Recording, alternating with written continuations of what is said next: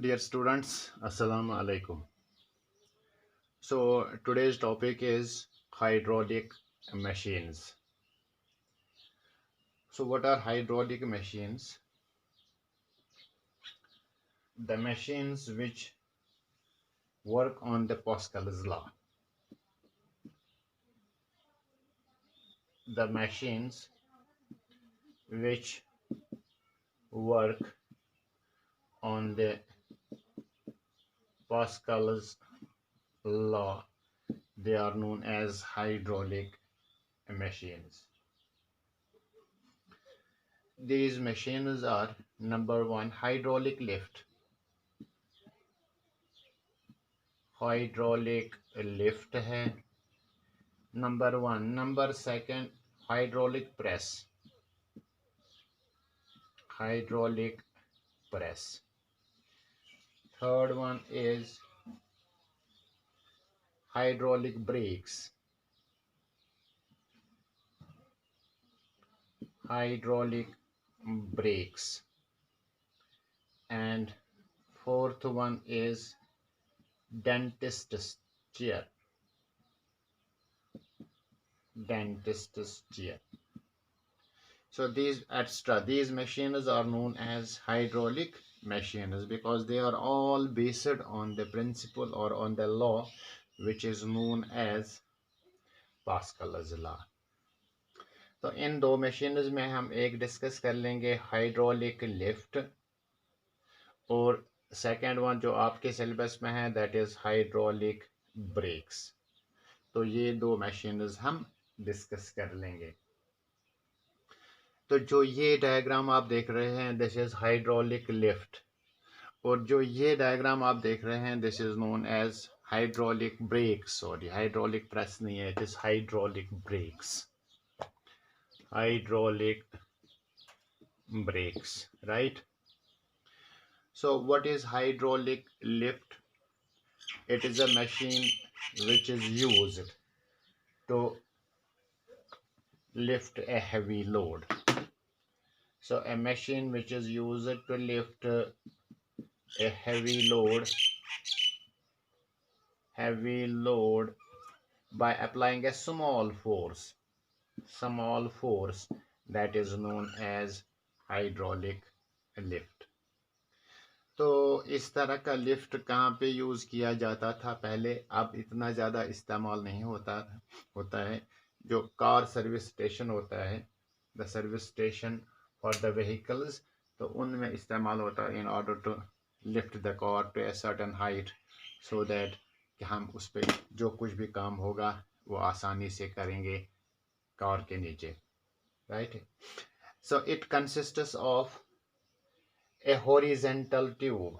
So this tube is known as horizontal tube, right? It is fitted on one side a perpendicular cylindrical tube, and here is another perpendicular cylindrical tube. एक horizontal tube होता है जिसमें एक tube ऐसे fix किया जाता है जिसका एरिया ऑफ क्रॉस सेक्शन ए और जो इसके फोर्स अप्लाई हो जाता है दैट बी एफ, और एक ट्यूब इसका on the other side fit किया होता है एट राइट एंगल्स, लेकिन इसका area of cross section small होता है और इसी पे स्मॉल फोर्स हम अप्लाई कर लेते हैं. So it only consists of the three tubes. One is horizontal and two are vertical tubes which are fitted on the ends of the cylindrical tube at right angles. तो इन tubes में पानी भर दिया जाता है. ये आप जो देख रहे हैं this is filled with water, right? तो मान लीजिए अगर यहाँ पे हम एक लोड रख लेंगे, suppose a car which we have to lift, तो हम किस तरह से इस लोड को लिफ्ट कर लेते हैं? आसान है. तो अगर हम यहाँ पे फोर्स अप्लाई करेंगे that is equal to small F. इसका एरिया ऑफ क्रॉस सेक्शन किसके बराबर है? स्मॉल ए के बराबर, ठीक है? स्मॉल ए इसका एरिया ऑफ क्रॉस सेक्शन, और small force which is applied on the piston. यहाँ पे दो पिस्टन हमारे पास हैं, एक पिस्टन ये है, एक पिस्टन ये है. तो इस पिस्टन पे हम स्मॉल फोर्स अप्लाई करेंगे, इसका area of cross section small A के बराबर है। तो जब हम यहाँ पे applied force, so applied force is equal to small f, A is equal to area of cross section, area of cross section। तो यहाँ पे हम प्रेशर को कैलकुलेट करेंगे। प्रेशर होता है force divided by area, force divided by, तो कितना फोर्स हमने अप्लाई किया है F, और एरिया ऑफ क्रॉस सेक्शन क्या है स्मॉल a, तो ये प्रेशर बन जाता है F divided by A। Now मान लीजिए इसको हम रखेंगे, this is pressure P1, this is applied force, this is area of cross section, और जो प्रेशर एग्जर्ट हमने किया that is equal to force per unit area which is equal to F divided by A। So P1 जरूरत नहीं है। So according to the Pascal's law, Pascal's law, Pascal का law क्या है, when a liquid is enclosed, यानी किसी भी बर्तन में हम लिक्विड को इनक्लोज कर लेंगे, and when a pressure is applied to the liquid that is transmitted equally to every part or every point of the liquid. So for an enclosed liquid, liquid, pressure applied, तो जो यहाँ पे हमने force apply किया है इससे pressure exert हुआ, piston inwards move हो जाएगा, pressure inside the liquid increase हो गया, and this pressure is transmitted to the every point of the liquid equally. For an enclosed liquid, pressure applied is transmitted to every point of the liquid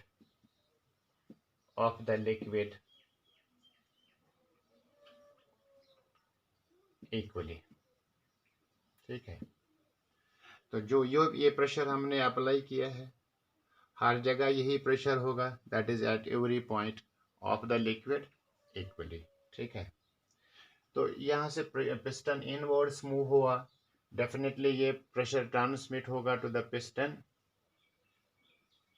having area of cross section a, तो इस पे एक force exert होगा, तो किस direction में आप देख लोगे किस डायरेक्शन में ये पिस्टन मूव हो जाएगा, ये हमने इनवर्ड्स किया, इसको तो डेफिनेटली आउटवर्ड्स होना है, तो जब ये आउटवर्ड्स मूव हो जाएगा let F is equal to force that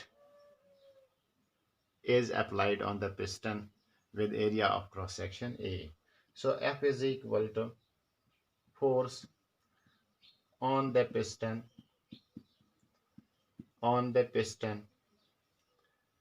of area of cross section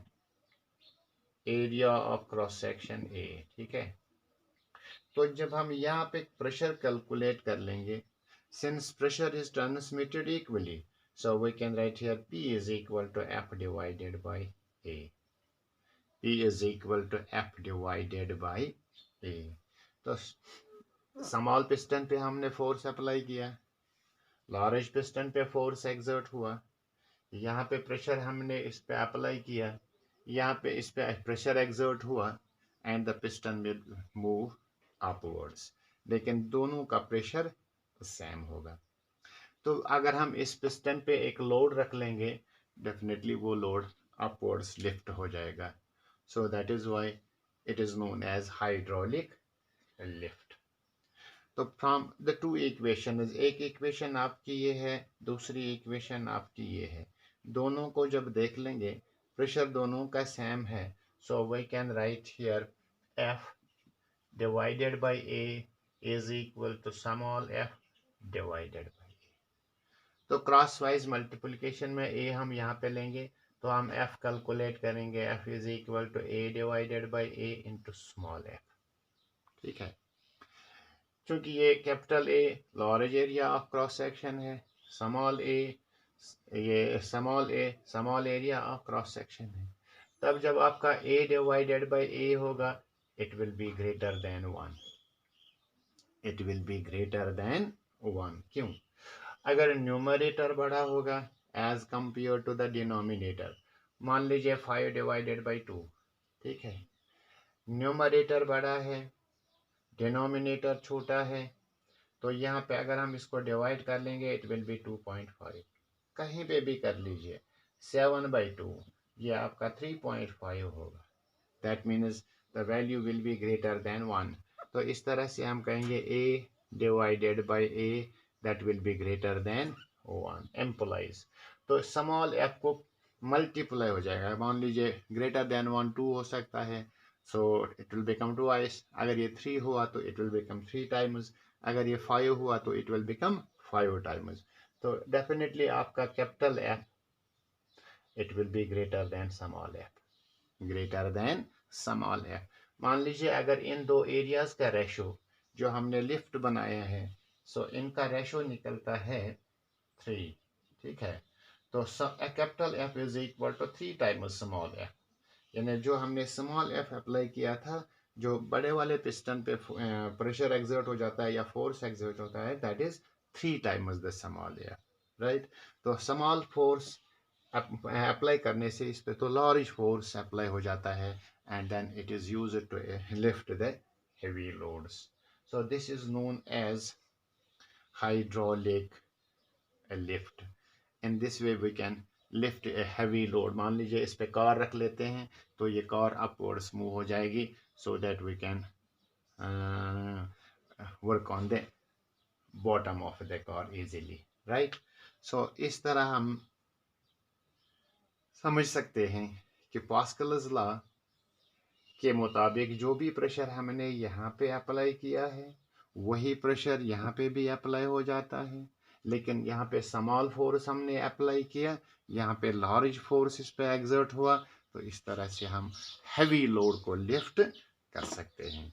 so this is known as hydraulic lift. Next one आपका है, this is known as hydraulic brakes. तो ये ब्रेक्स आज भी व्हीकल्स में use हो जाती है, हाइड्रोलिक ब्रेक्स, राइट। तो हाइड्रोलिक ब्रेक्स किस तरह से पास्कल्स लॉ पे फंक्शन कर लेते हैं आप देख लीजिए। हाइड्रोलिक ब्रेक में एक मास्टर सिलेंडर होता है, मास्टर सिलेंडर, इस सिलेंडर को हम कहते हैं मास्टर सिलेंडर, ठीक है। इस मास्टर सिलेंडर के साथ एक पिस्टन फिट किया होता है, वन पिस्टन, ठीक, and the piston is connected to the lever system and a brake pedal। Car जब आप चलाते हो तो उसमें ब्रेक भी होता है, जिस पे हम पैर रखते हैं उसको ब्रेक पैडल कहते हैं। एक लीवर सिस्टम उसके साथ जुड़ा होता है which is connected to the master cylinder, ठीक है। Master cylinder is connected to a horizontal tube that is T, ठीक है। इस मास्टर सिलेंडर में क्या होता है, इसमें एक लिक्विड हम डाल देते हैं जिसको ब्रेक ऑयल कहते हैं। गाड़ी में ब्रेक ऑयल तक का तो इस्तेमाल होता ही है। So master cylinder which is fitted with a piston, ठीक है। इस पिस्टन को हम कनेक्ट कर लेते हैं through the lever system brake pedal के साथ, जहां पे हम पैर रख लेते हैं in order to stop the car, ठीक है। सो इसमें ब्रेक ऑयल होता है, ये this is connected to the other wheels, एक व्हील की हम यहाँ पे बात करेंगे। तो यही मास्टर सिलेंडर कनेक्ट किया होता है, that is known as wheel cylinder, that is known as wheel cylinder. तो यही ब्रेक ऑयल किसमें, व्हील सिलेंडर में होता है। इस व्हील सिलेंडर में दो पिस्टन्स होते हैं, एक पिस्टन P1 और एक पिस्टन P2, दो pistons which can move inwards और आउटवर्ड्स। और ये पिस्टन्स एक स्प्रिंग सिस्टम के साथ कनेक्टेड होते हैं, इसको हम कहते हैं स्प्रिंग सिस्टम, स्प्रिंग सिस्टम, ठीक है। तो स्प्रिंग सिस्टम के साथ अटैचड होते हैं ब्रेक शूज S1 और S2 जो आपका है, these are known as brake shoes, तो जो गाड़ी में इस्तेमाल हो जाते हैं ब्रेक शूज, ठीक है। और जो ये आप देख रहे हैं, this is known as the wheel, और इसको हम कहते हैं इनर रिम और इसको कहते हैं आउटर रिम। ठीक, तो ये पूरा कंस्ट्रक्शन है हाइड्रोलिक ब्रेक्स का। यहाँ पे brake pedal, lever system, piston, master cylinder, and it is connected to the wheel cylinder. Wheel cylinder is fitted with the two pistons P1 and P2। ठीक है, और ये P1 and P2 spring system के साथ connected होता है, which is in turn connected with the brake shoes S1 and S2। ठीक है, तो मुझे लगता है कि आपको ये कंस्ट्रक्शन क्लियर हुई होगी। और ये जो आप लिक्विड इसमें देख लेते हैं, this is known as brake oil. चलिए, हाउ इट वर्क्स। तो जब हम brake pedal when it is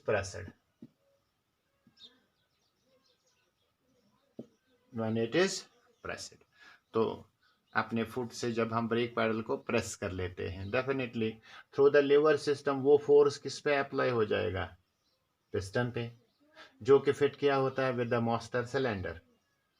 तो ये पिस्टन किस डायरेक्शन में मूव होगा, that is inwards, right. So we can write here piston P moves inwards। ठीक है,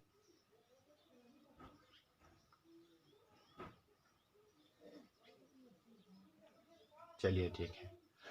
जब ये इनवर्ड्स मूव होगा तो यहाँ पे वॉल्यूम डिक्रीज हो जाएगा, प्रेशर इंक्रीज हो जाएगा। ठीक है,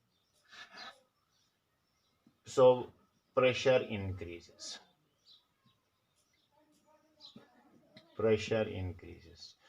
जब ये प्रेशर इंक्रीज हुआ,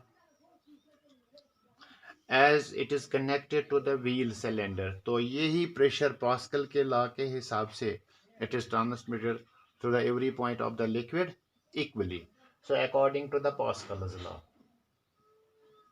Pascal's law, what will happen?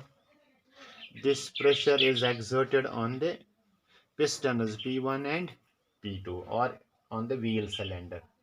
Pressure is transmitted to wheel cylinder,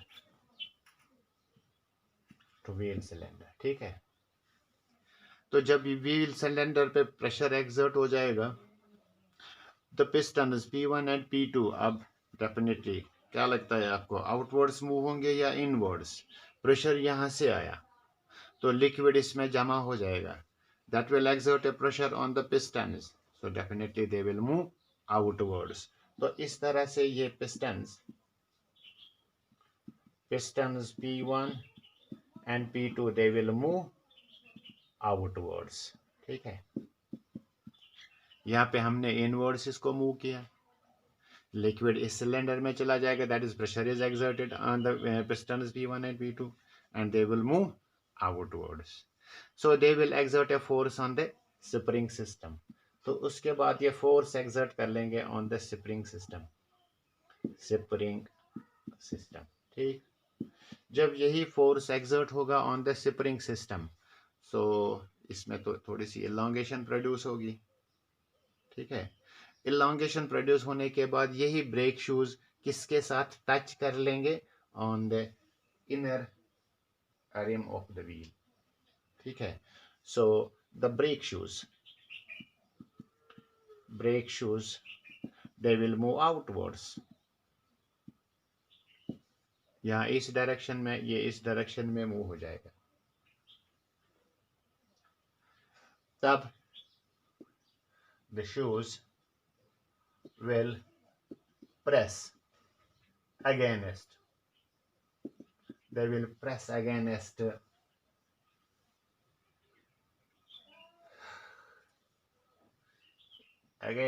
the inner rim of the wheel। ठीक है, they will press against the inner rim of the क्योंकि व्हील रोटेट हो जाता है, जब ये प्रेस कर लेंगे इसके साथ तो इसकी मोशन डिक्रीज हो जाएगी. So they will retard the motion of the wheels, right? तो जो जब इसमें रिटार्डेशन प्रोड्यूस होगी, retardation means decrease in acceleration, so they will retard the motion of the wheel. Since master cylinder जो आपका होता है, मास्टर सिलेंडर, ठीक, it is connected to all the wheels, connected to all the wheels, ठीक है. जब ये सभी व्हील्स के साथ कनेक्टेड होते हैं तो क्या हो जाएगा, सेम प्रेशर